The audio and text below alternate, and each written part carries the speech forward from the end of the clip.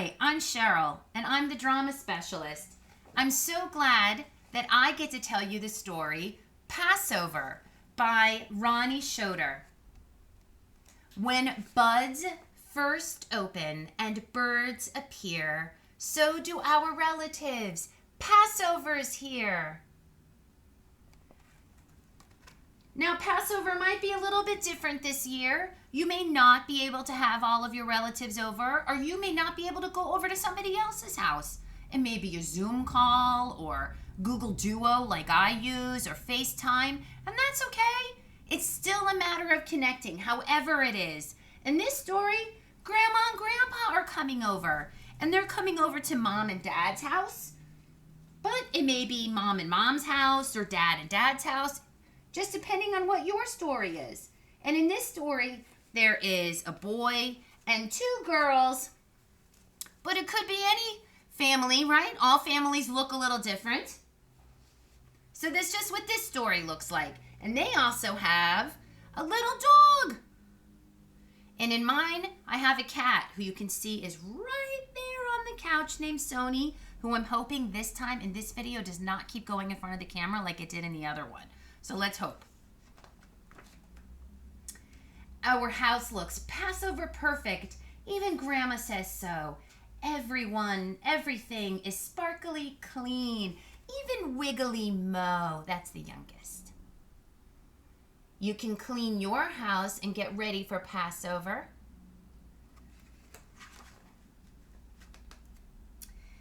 At the Passover table, Mo gets excited. He asks if our new puppy Izzy is invited. At Passover, Papa says no one is turned away. If Izzy minds his manners, he too can stay. So let's hope that Izzy minds his manners.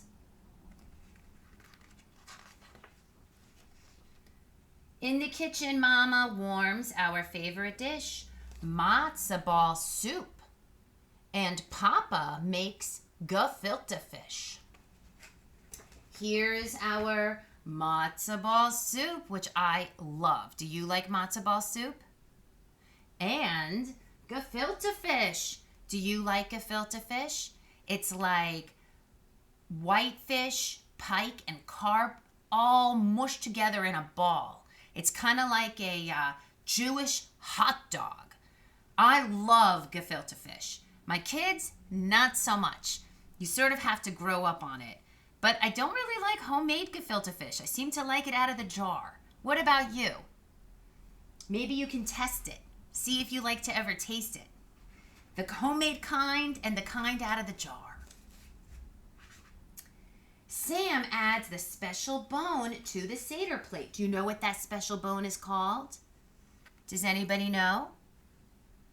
Right, it's called the Shank Bone. But Mo jumps up to sneak a little peek. That's not the dog though, right? Almost grabbed it by the dog. Careful, so does Izzy.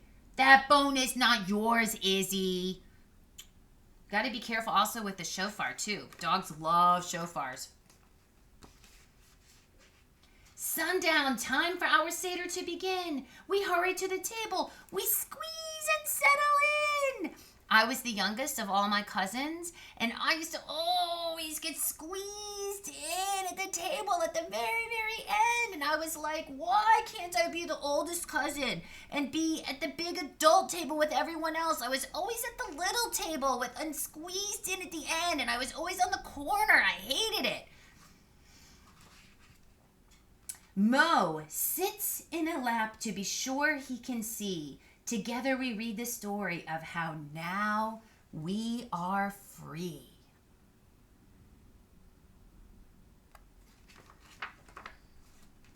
While we sip and dip and eat plates full of cooking, Grandpa hides the matzah while he's sure we're not looking. What is that called?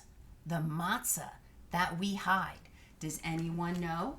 That little piece of matzah that we hide, that someone takes, that piece? The afikomen, right!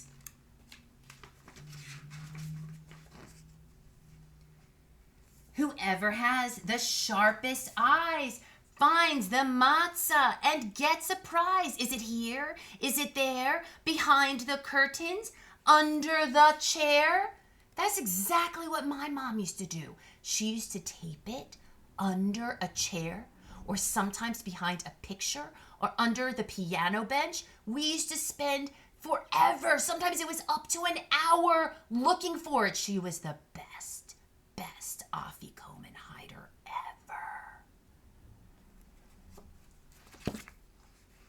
We hunt high, we hunt low. Where's the matzah? Does anyone know? Me no, cries Mo. He points at Izzy's teeth and gum. What's left of the matzah? Only crumbs. So can you guess who wins the prize? Mo, the littlest guy, surprise. Izzy is a matzah pup. He loves the matzah. Izzy, he ate it up. Izzy. You know, pets at Seders are sometimes not so great.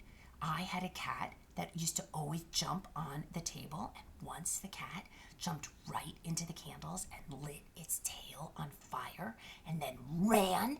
We had to all chase the cat with a towel and tackle it and then put its tail out. It was horrible. But the cat was okay, and the Seder continued, and we finished it before midnight. Time to sing songs and eat even more while we watch for Elijah to open the door.